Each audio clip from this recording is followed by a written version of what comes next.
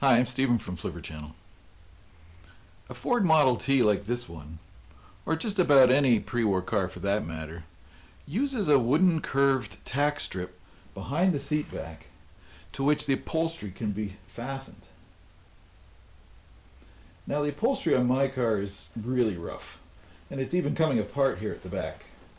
But as such, you can actually see the wooden tack strip even with some of the original tack sticking in it. When restoring an old car like this, you might find that you need to remake the tack strips from scratch. It just so happens that my friend Russ, who's restoring a 1923 Model T Touring, is about to remake tack strips for his car. He invited me over to film the process from start to finish. He's starting with a raw tree limb. He's going to mill it down, steam it, bend it, and form it onto the car, and then fasten it in. The steaming and bending process is particularly fascinating. A big thank you to Russ for inviting me over to film it.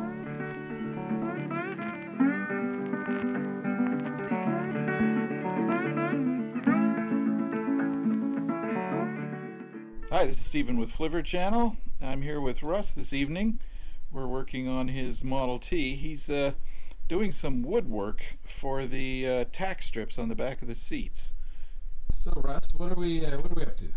Well, I have a 1923 Model T touring car that I don't have the tack strips to go around the backrest of the front seat area.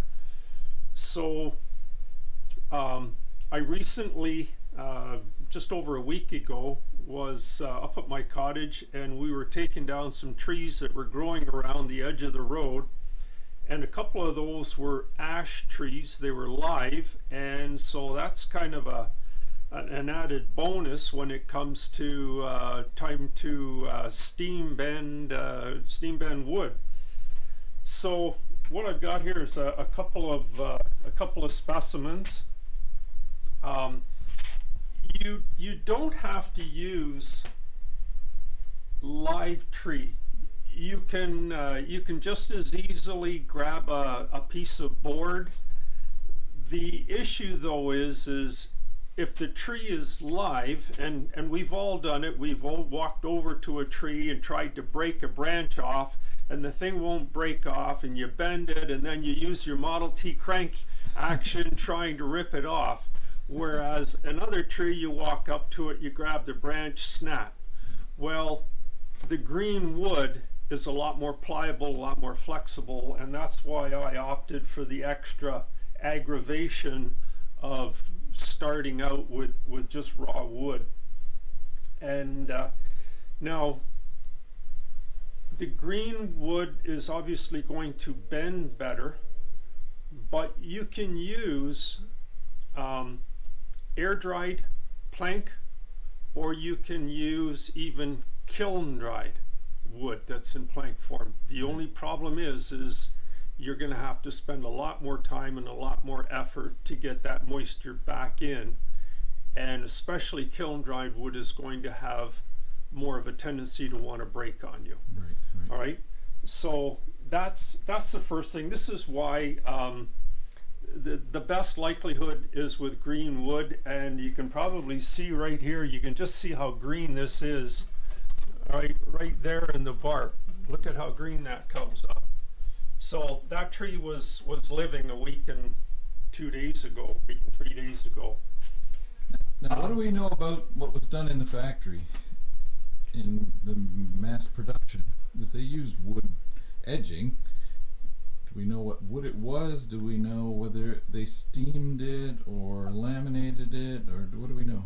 I know that they used a number of varieties of wood because they couldn't obviously just use the one variety.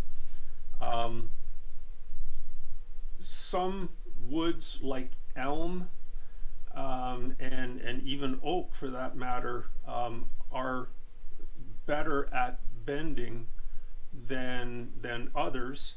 But anything that is of a softwood variety, so pine, cedar, whatever, forget it. Yeah. It just does not bend. Yeah. So I've rewooded the car complete, and I pretty well stayed with ash, a tiny little bit of oak if it was in flat surface. So that's been my focus, and these two, I had been watching them for probably 6 months, 8 months, and making sure that they were in fact ash trees. And then if they did come down, well, then I wanted them. So anyway, that's what we got. So yeah, your choice of wood is important.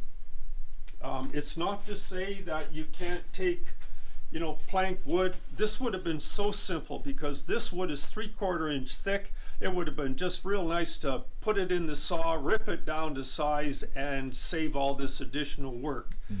This is oak, and you can see by the grain where the grain comes up and then turns. Yeah.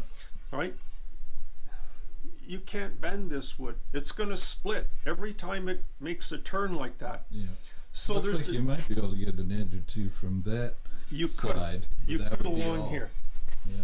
So they have a general rule of thumb, and the rule of thumb is that you can put up with a little bit of a curvature of the grain going off, but no more than 1 inch per every foot of board length. Okay. Okay, so you can see it kind of comes along here, and then it takes off. Yeah.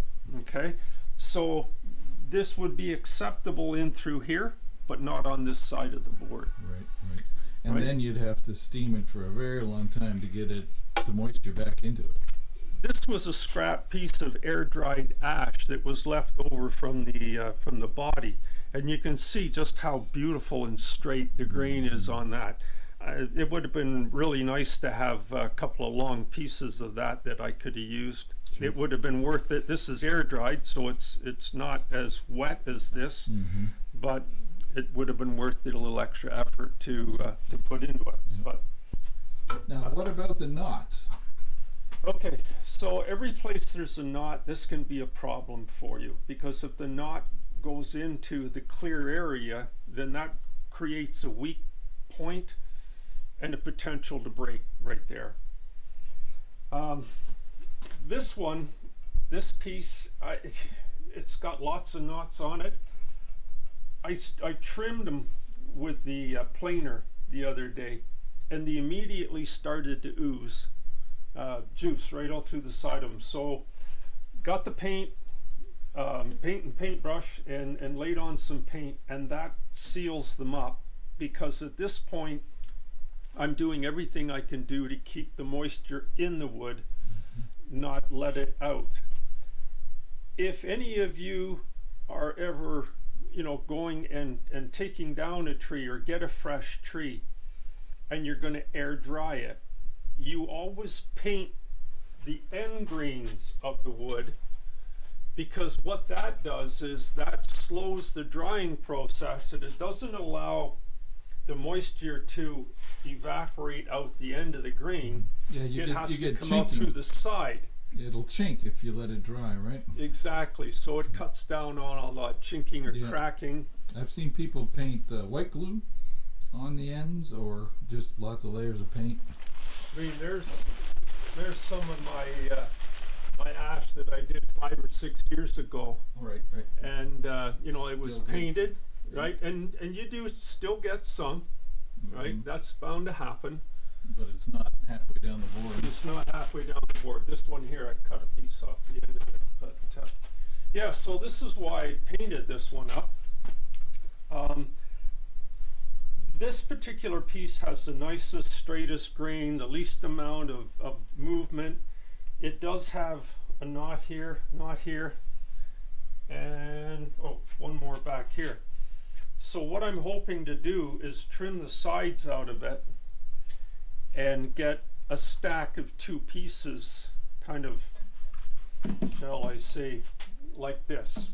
Yeah. 5/8 of an inch wide and 1 3/8 inches high, and then I'll rip it down the center and make the 2 strips. I'd like a 3rd or 4th, which is why I think I'm going to probably, in my off time, I'll get into this one here and try and see if I can't get down into it a bit. Now, what kind of tools do you use for milling it down? I have a hand planer, right? An electric hand planer, Right. but you could use, just a very simple, old-fashioned, non-powered hand plane. Yeah, or a draw knife. Yeah, you could even use things like a flapper wheel on a disc grinder. Right. What I want to do is put a flat on it, and then I have a sacrificial piece of plywood, just an old junk piece of plywood. I'm going to screw nail the plywood to it, right, and then feed it through the table saw and get until I have two right angle edges. Then I can run the rest of it through the table saw without the plywood on it, and this is just a junk piece of plywood. So All right. Well, that was my next question. No So loss. you're going to use a table saw, and if you got a special blade for the green wood, or how are we Nope. going to address that? no, just Just a carbide inserted universal table saw blade. Okay. yep, nothing special about it. All right. My straight edge, right? So, I'll be planing away and then checking it with my straight edge. I'm going to have one screw out past. So this is basically the start to the end of what I have to have for my strips. So I'm going to go a little bit past it, a little bit on the edge as well. And I'm going to put a screw here and a screw here into the plywood. I'm not going to put a screw in through the main area of the wood because this is what I want, this piece in through here.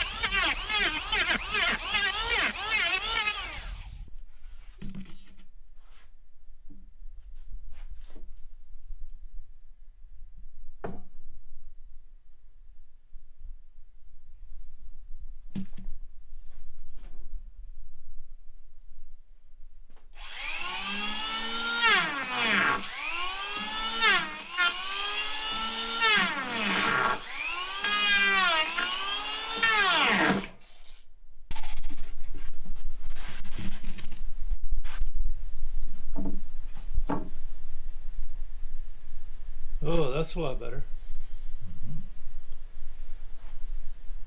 Okay, I can live with that.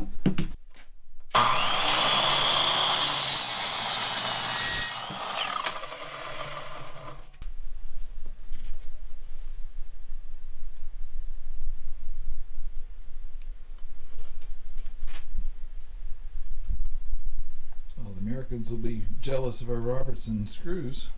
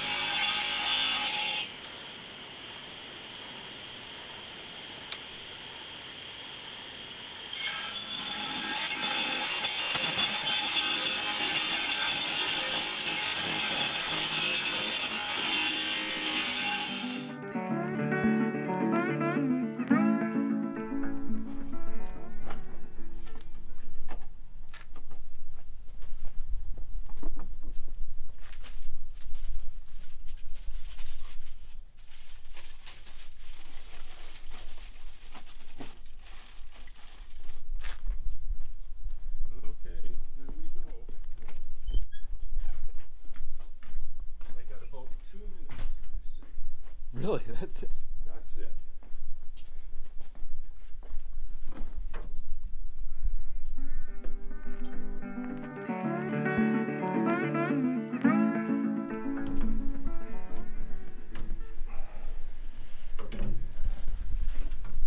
How long did this one get steamed for? These have steamed for about 3/4 of an hour at this point.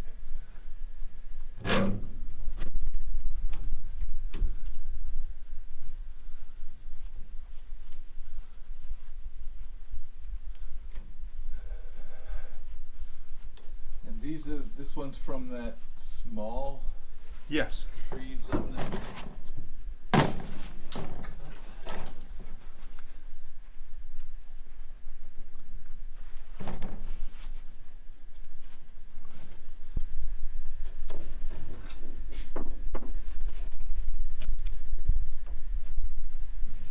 Moment of truth.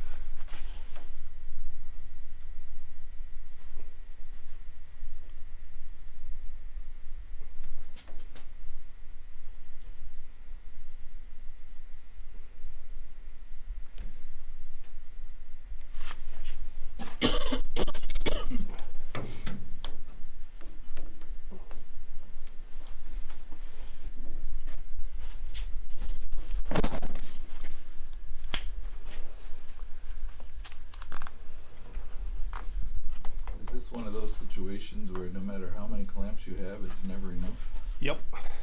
That would be it.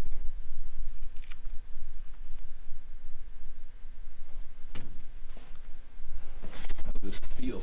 Resistance. Stiff. Stiff resistance.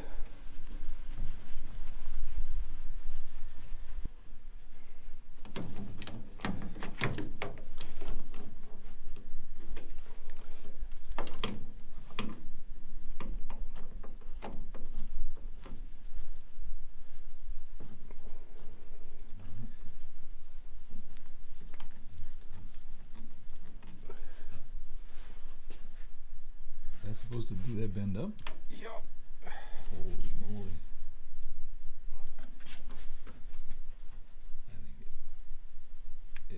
I think it much, do you think it needs a lot more steam time, or is it, because I don't know what else you could do.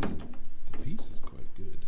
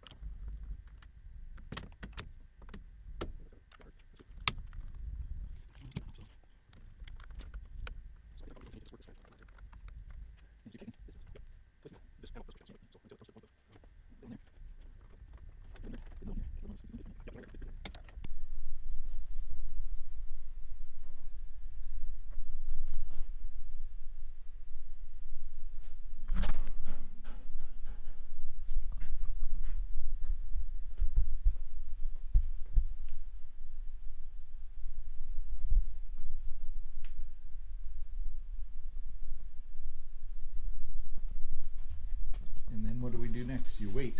Hope that it takes. Yep. If it springs back too much, you can't re-steam it because it's not straight enough to fit in the tube. No. All I can do at this point now is put wood screws in it and see whether that Hold. I suppose you could steam local spots just with a steam jet, but whether that'd make much difference, I don't know. Yeah, you got to get that steam deep into the wood. That wood soaked for 2 days in the pan, and it had about 50 minutes, and they recommend an hour for each inch of thickness if it's wet wood. And it had 50 minutes for 5/8, so it had more than enough time.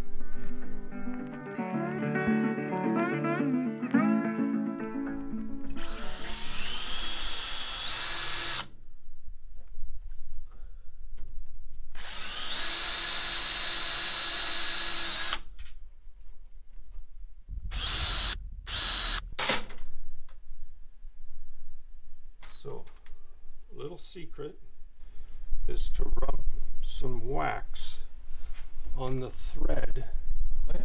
of the screw. Whenever you're going into hardwood, that acts as a lubricant So it doesn't tear the strands. so it turning in. doesn't tear. And that is for wet wood or dry wood. Doesn't matter. It's like flooring wax. Yeah. Any kind of wax that you can, beeswax, preserving, Oh yeah, for canning. wax for canning. The wax acts as a lubricant, isn't toxic to the wood. This is just some old car wax that's no good anymore.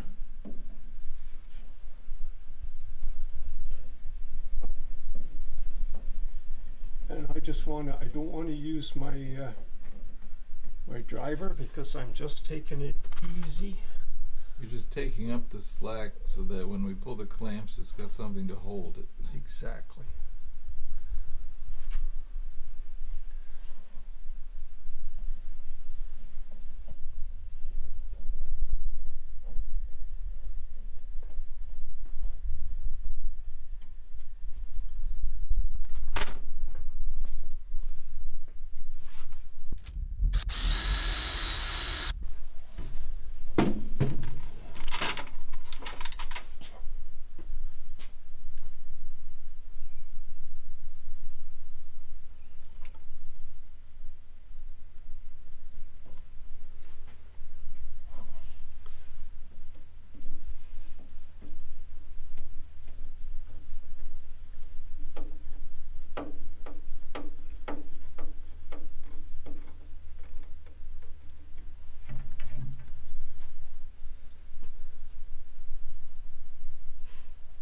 I'd like to put one in here, but I'm not going to chance it taking the screws away. This I can work down later. So I think that's about it. How long do you have to leave it before it should set? Well, that's the $1 million question. They say you only have a few minutes, like 2 minutes to 5 minutes, to do your bending of your wood before your wood will not bend. The time left, I think I'll probably leave it just like this for a couple of weeks. This is wet wood. It's soggy. So I think It might relax into this position. yeah. So I think what I'll do is put off the other side for a couple of weeks and Get the metal formed down, get the rest of the screws in, clamps off. Yep. And if it still seems good, then we do the other side. Right, well, let me know when everything's coming off, just so I can get a picture of the final form.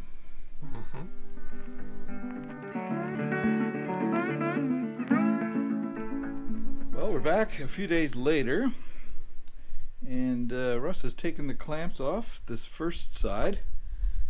So how did it go, Russ? How did it turn out? Well, it turned out pretty good. No complaints. It did work.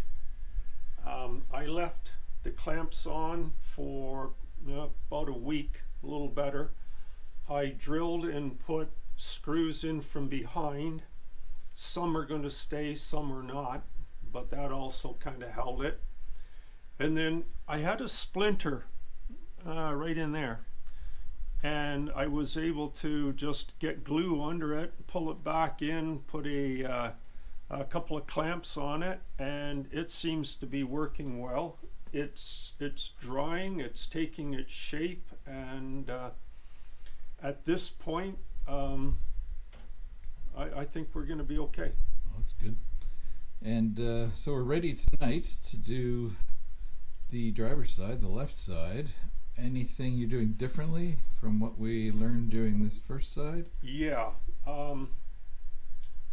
The piece on the other side has been soaking now in a solution of water and fabric softener, and that's been soaking for pretty close to 2 weeks.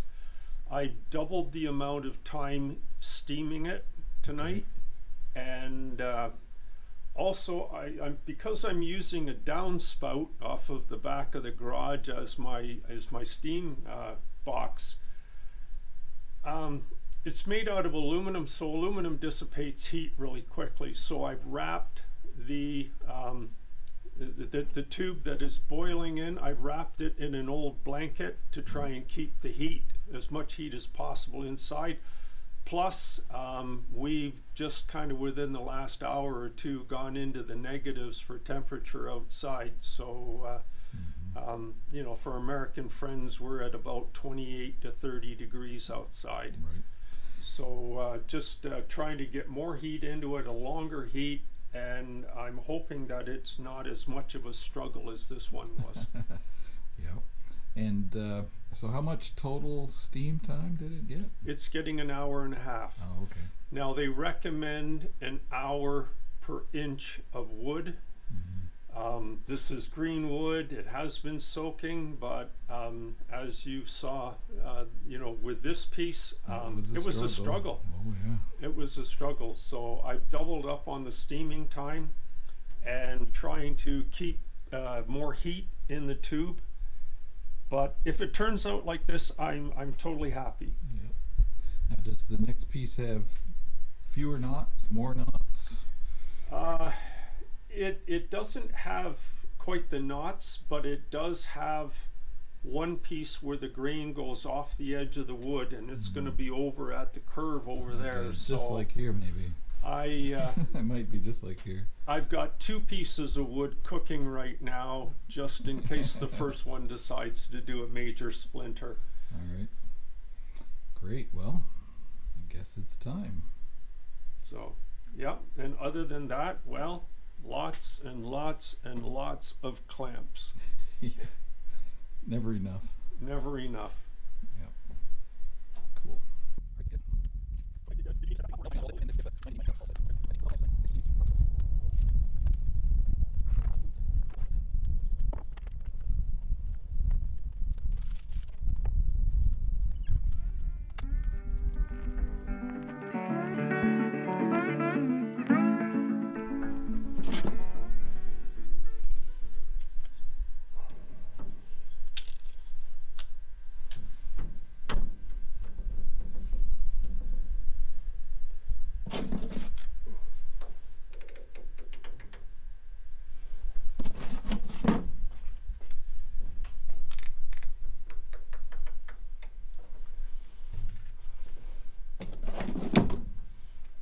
No glue in that chamfer joint?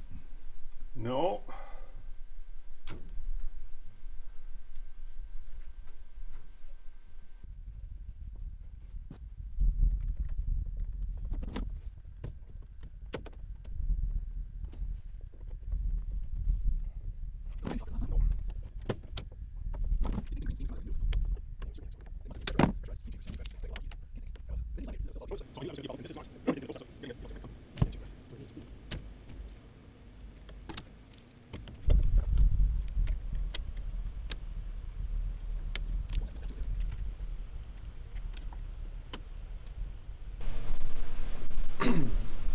I'm not so much concerned about the contour of the metal because metal bends and distorts, but the upholstery is going to come over and then just tack into the strip.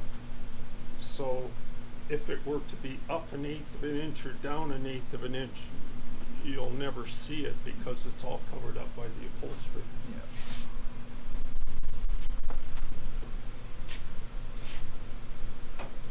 And the upholstery is literally tacked into that with little Yes. flat-headed tacks? Yep.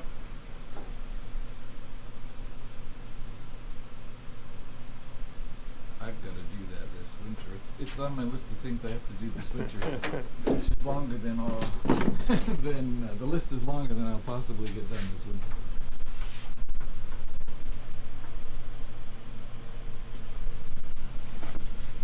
I'm surprised at these little things. I didn't think they would really be all that good, but they do seem to. Because they lock. They're not just on a spring. They're at Yeah. least holding force that you put in. Yeah.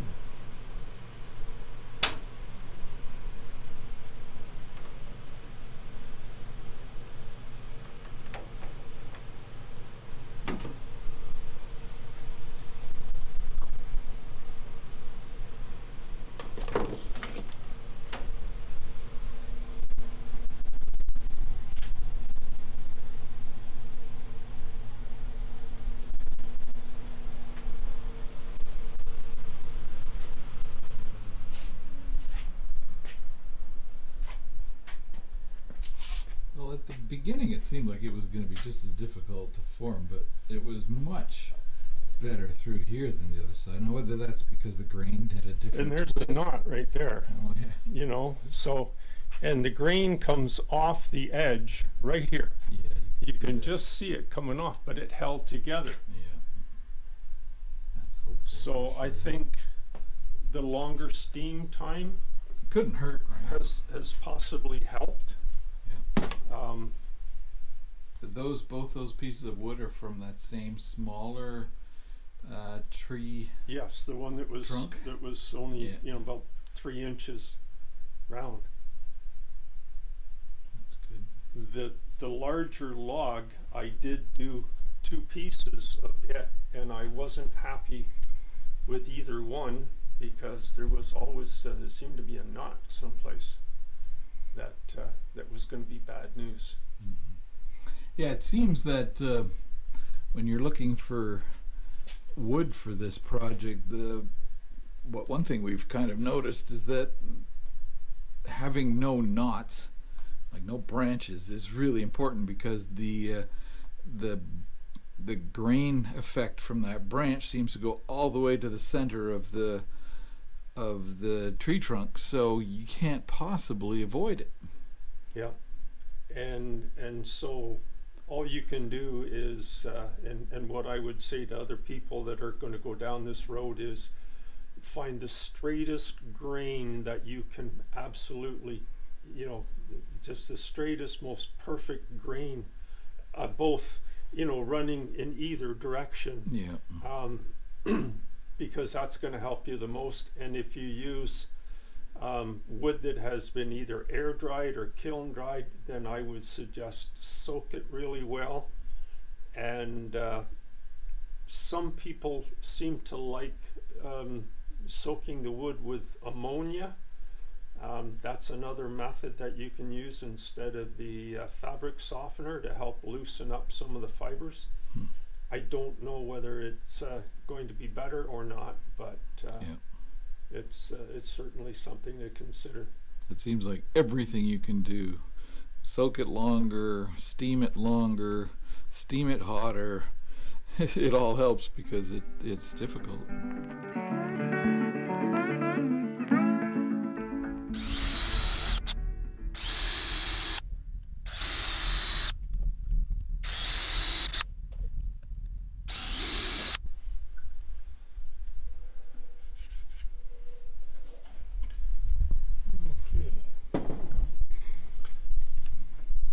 So by the time 26-27 came around, Ford was calling the tees all steel, but I still have the same tack strips. I still have the same curved bows on the top. I'm trying to think what other wood I have. Some like spacer blocks for the steering box and things like that. So there's a lot less wood, but I wouldn't say no wood yet. By what year do you think there was no wood in the cars, unless it was decorative or dash or something, but like no functional structural wood? In the 30s? The early 30s, like the early V8s, I know still use, I believe they still use some wood around the windows and things like that for like the rear window. Yeah. That was a very typical commonplace. I think as well, until they came out with the one-piece turret top, that's kind of when wood in the upper part of the body kind of disappeared because they didn't need it.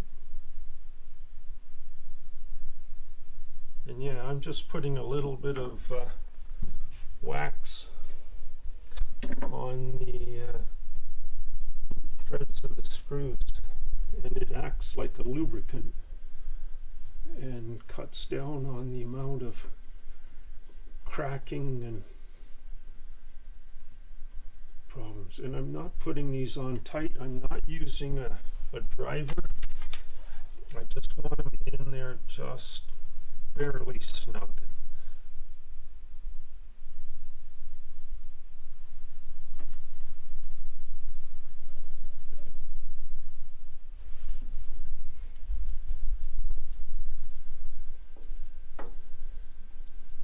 get these few screws in tonight, and then in a few days' time, I'll take a few of the clamps off, and then get a few more screws in it.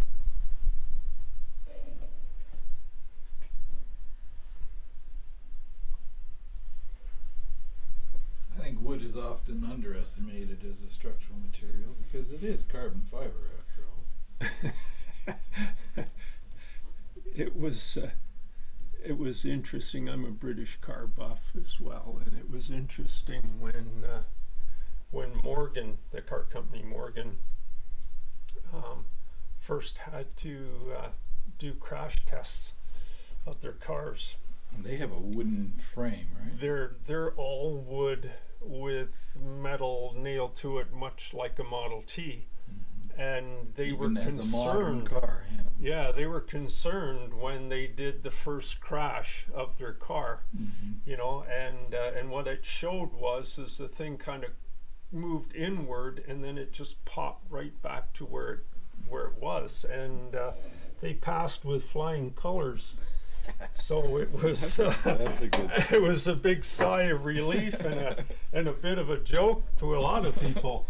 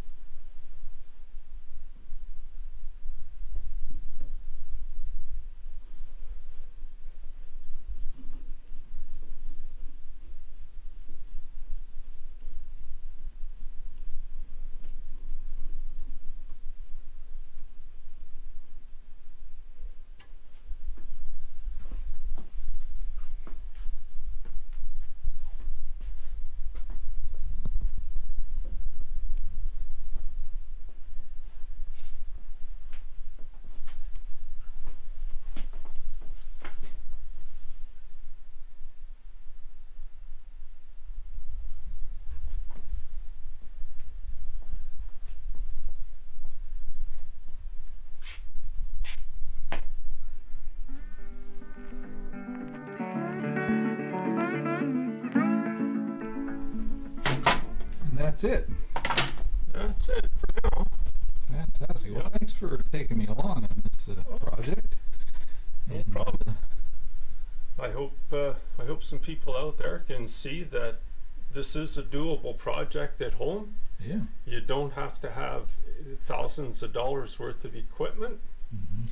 I think by the time I bought the fabric softener and my soaking pan, I bought a piece of eave trough and 2 end caps Yeah. and some silicone, and that was my soaking trough. And I think all told, I might have $30 or $35 invested in it.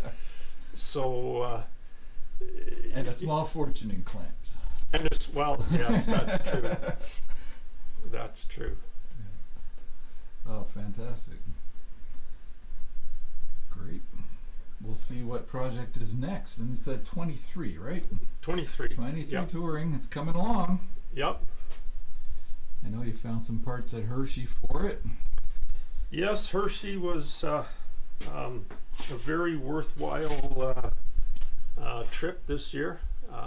I needed top bows. I didn't have any, and I was successful in getting a pair that, with a bit of work, but you know the metal wasn't all rusted away, which was good, and I can live with the dents and the splits and that. Right on. All right. Thanks. Good night. All righty. Take care, everybody.